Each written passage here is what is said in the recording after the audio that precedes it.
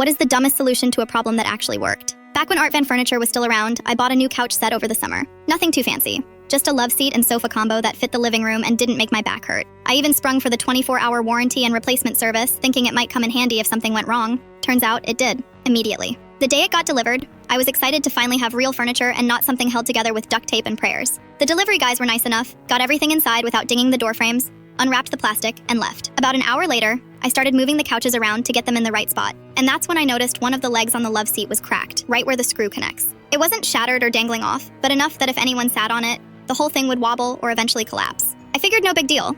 That's what the warranty was for, right? So I called the Art Van customer service hotline. Big mistake. First, I sat on hold for a good 10 minutes. Then I finally got transferred to someone who asked me for the order number, which I didn't have on hand. They told me to check my receipt, which I didn't have in front of me either because I'd tucked it in a drawer with the other house papers. I told them I'd be happy to provide any other info. Name, phone number, delivery address, no dice. They needed the invoice number. Fine. I found it, called them back, and got someone new who told me I'd need to file a damage claim. They emailed me a form. The form had to be printed, signed, scanned, and emailed back with photos. I didn't even own a printer. After about 15 minutes of this nonsense, I gave up on the phone. I decided I'd just go to the store in person. Figured if I walked in with the broken leg in my hand, they might just swap it out and spare me the headache. So I drive back to the Art Van showroom where I bought the set, walk up to the customer service desk with the broken couch leg in hand like some weird trophy, and explain the situation. The woman behind the counter listens politely, nods, and then proceeds to give me the same spiel I got on the phone. No, they don't have spare parts in store. Yes, I still have to call the hotline. No, they can't just give me a replacement leg. And yes, I still have to fill out that form. I stood there,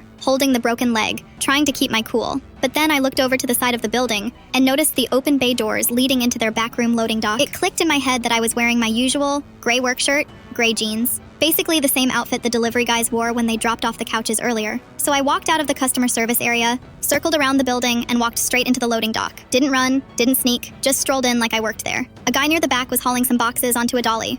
I walked up, held out the broken leg, and said, "Hey, I need another one of these. Got a cracked one on delivery." He didn't even blink, just looked at the leg, nodded, walked over to a couch that matched mine, unscrewed one of the legs, handed it to me, and said, "All good?" "All good," I said, trying not to look shocked at how easy that was. Walked out the way I came, drove home, screwed the new leg into place, and that was that. Couch was fixed. To this day, I still laugh about it. I didn't lie, didn't steal.